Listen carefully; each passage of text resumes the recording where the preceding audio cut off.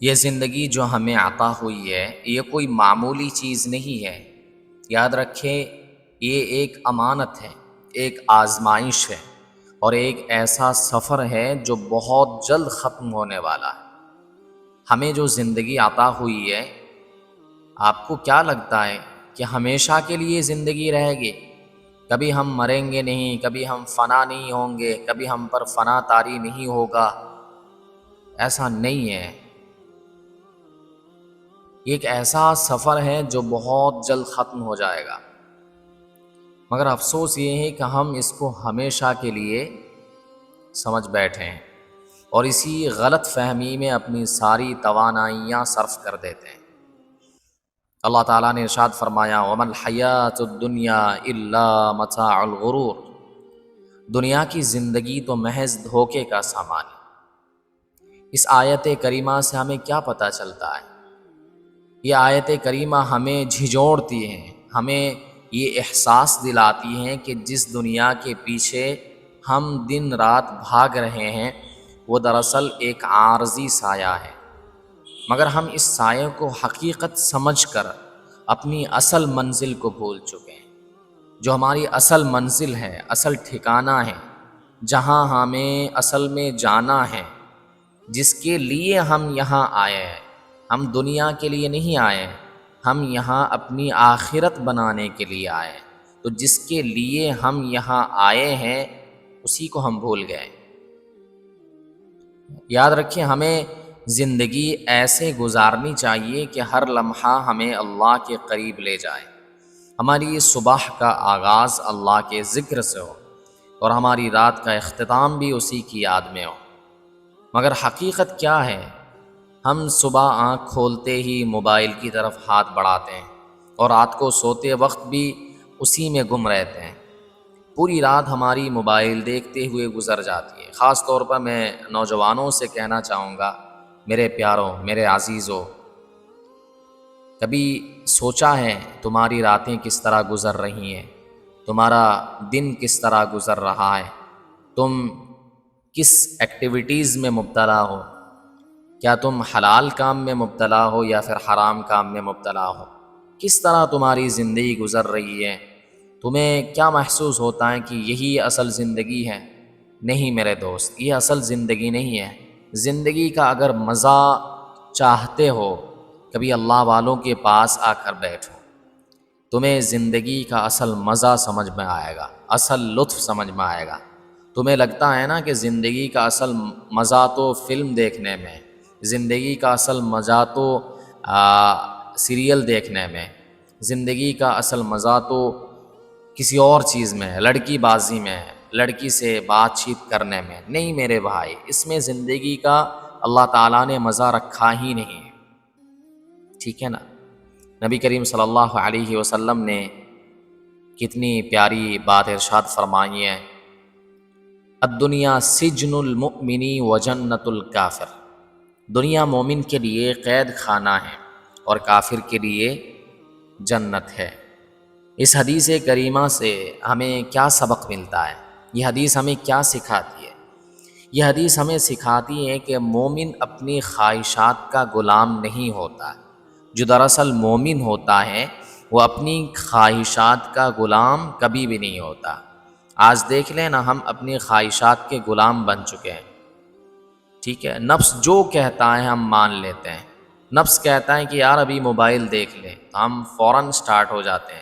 نفس کہتا ہے کہ ابھی پورنوگرافی دیکھ لیں، ہم فوراً دیکھنا شروع کر دیتے ہیں۔ نفس کہتا ہے کہ یار ابھی لڑکی سے بات کر لیں، تو ہم فوراً بات کرنا شروع کر دیتے ہیں۔ مگر اس حدیث کا مفہوم یہ ہے کہ مومن اپنی خواہشات کا کبھی غلام نہیں ہوتا، بلکہ وہ اپنے رب کا فرما بردار ہوتا ہے۔ وہ ہر قدم اٹھانے سے پہلے یہ سوچتا ہے کہ کیا یہ اللہ کو پسند ہے یا نہیں ہے۔ ہم نے کبھی اللہ کو راضی کرنے کے لیے کوئی کام کیا ہے؟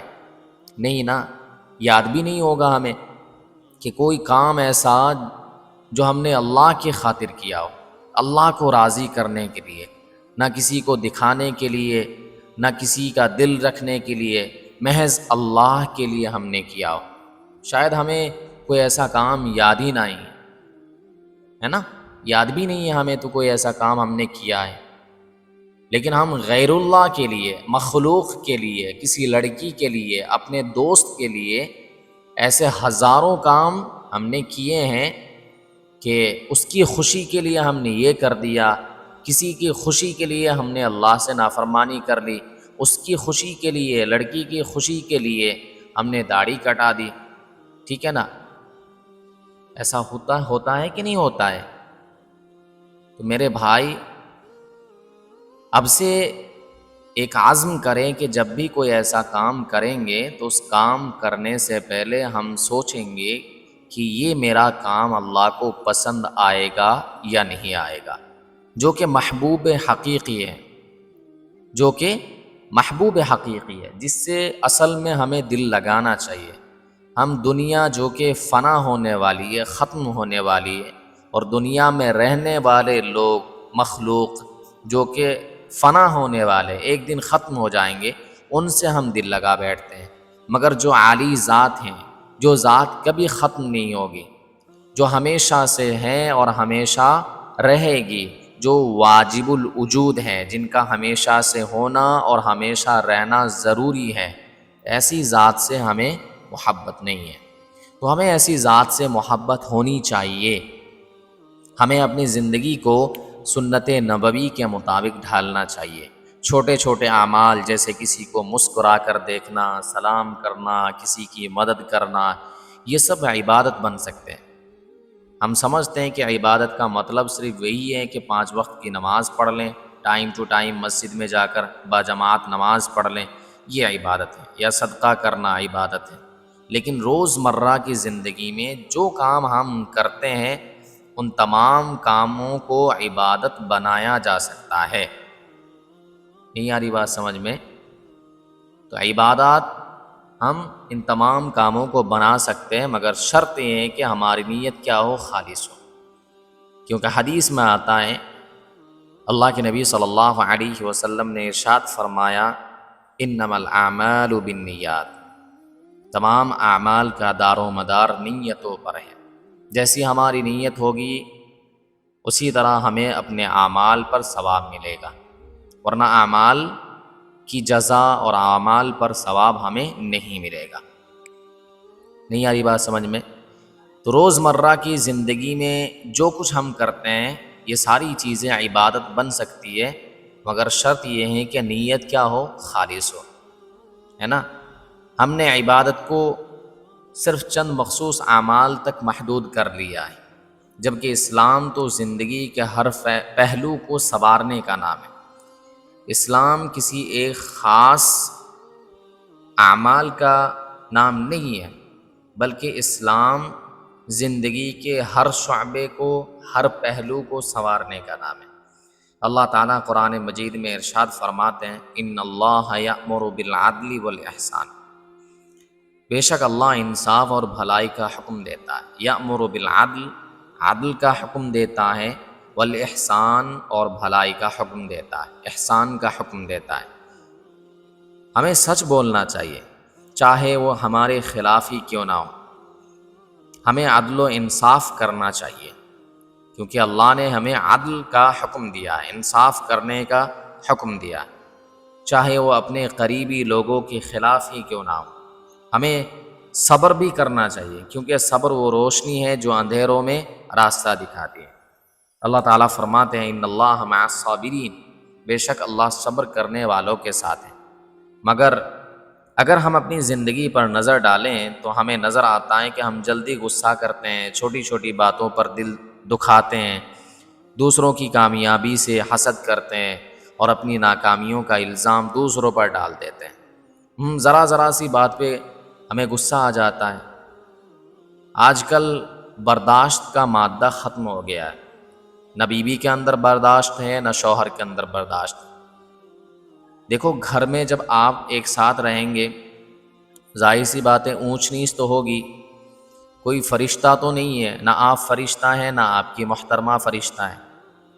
یعنی آپ چاہتے ہیں کہ آپ سے ہزاروں غلطی ہو جائیں، اس پر کوئی ٹوکنے والا نہ ہو، لیکن آپ کی بیوی سے اگر ایک غلطی ہو جائے، وہ آپ کو برداشت نہیں ہے، اس پر آپ طیش میں آ جاتے ہیں، اس پر آپ غصہ ظاہر کرتے ہیں، ٹھیک ہے نا، آپ گرچہ حاکم ہیں، سربراہ ہیں، مگر اس کا یہ مطلب قطعاً نہیں ہے کہ آپ ترم خواہ بن جائیں گے، چنگیز خواہ بن جائیں گے، اور آپ کے ماتحت جتنے لوگ ہیں، چاہے آپ کے بچے ہوں یا آپ کی بیوی ہو، آپ ان کے ساتھ بدسلوکی کریں گے، ان کے ساتھ بدترین برتاؤ کریں گے۔ اس کا حق اللہ نے آپ کو نہیں دیا ہے۔ اس وجہ سے چھوٹی چھوٹی باتوں پر غصہ کرنا مناسب نہیں ہے۔ غصے کو ٹال دینا چاہیے اور ہمارے اندر برداشت کا مادہ ہونا چاہیے، غصے کو پی لینا چاہیے۔ ذرا سی بات پہ اگر ہم فوراً ایکشن لینا شروع کر دیں تو اس میں نقصان ہمارا ہوگا۔ اس سے کیا ہوگا؟ اس سے رشتے ٹوٹ جائیں گے، رشتوں کے اندر مضبوطی نہیں رہے گی، رشتے ختم ہونے کے چانسز بڑھ جائیں گے۔ اگر بیوی سے کوئی غلطی ہو جاتی ہے، تسلی سے آپ اسے سمجھائیے، ٹھیک ہے، یا معاف کر دیں۔ اگر آپ معاف کریں گے تو آپ کی غلطی بھی وہ نظر انداز کر دے گی۔ اگر آپ ایک دوسرے کی غلطی پکڑنے لگیں تو پھر نبھاؤ تو ہو گیا، زندگی بسر ہو گئی، اس طرح کبھی نہیں ہو سکتی۔ اس لیے چھوٹی چھوٹی باتوں کو دل پہ نہ رکھیں، اسی طرح کسی کا دل نہ دکھائیں۔ بات کرنے سے پہلے سوچ لیا کریں کہ میری یہ بات اس کے دل کو ٹھیس پہنچائے گی تو نہیں، کیا پتہ میری بات سے اس کو تکلیف پہنچ جائے۔ مذاق بھی کرے تو مذاق کرنے سے پہلے سوچ لیا کریں کیا میرا مذاق کرنا اس کو برداشت ہوگا، ہضم ہوگا یا نہیں، کیا میرے مذاق کرنے سے اس کی دل آزاری ہوگی یا نہیں۔ اگر اس کو تکلیف پہنچتی ہے یا سیاق و سباق سے پتہ چلتا ہے کہ نہیں اس بندے کو مذاق پسند نہیں ہے، تو آپ ایسے شخص کے ساتھ مذاق بالکل نہ کریں، ٹھیک ہے نا، ٹو دا پوائنٹ بات کریں اور نکل جائیں۔ ارے آ رہی بات سمجھ میں کہ نہیں آ رہی ہے؟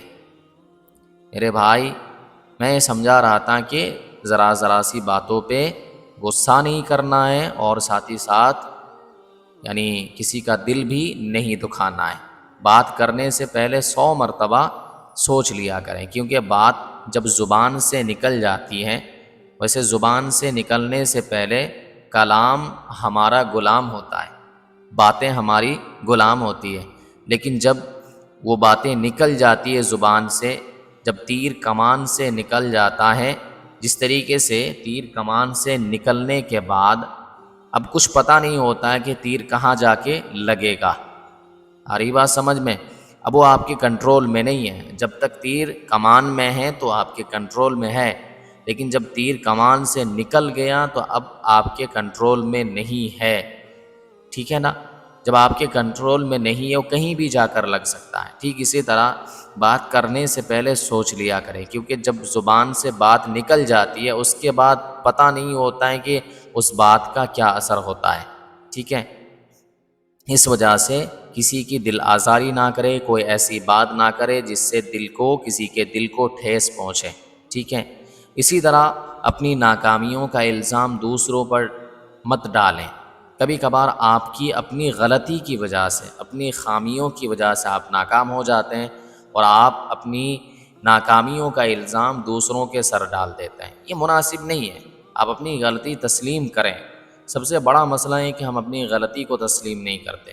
ہم سمجھتے ہیں کہ جو بات ہم کر رہے ہیں یا جو کچھ ہم کام کر رہے ہیں، جو کچھ ہماری ایکٹیویٹیز ہیں وہ سب صحیح ہے، ہم غلط کبھی ہو ہی نہیں سکتے۔ نہیں بھائی، اللہ نے انسان کو غلط بنایا ہے، ایسا نہیں ہے کہ آپ جو کریں ہمیشہ صحیح ہو، ٹھیک ہے نا۔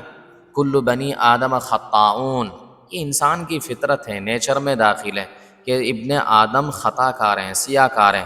وخیر الخطائین التوابون، اور سب سے بہترین خطا کار وہ ہیں جو توبہ کرنے والے ہوں، ٹھیک ہے۔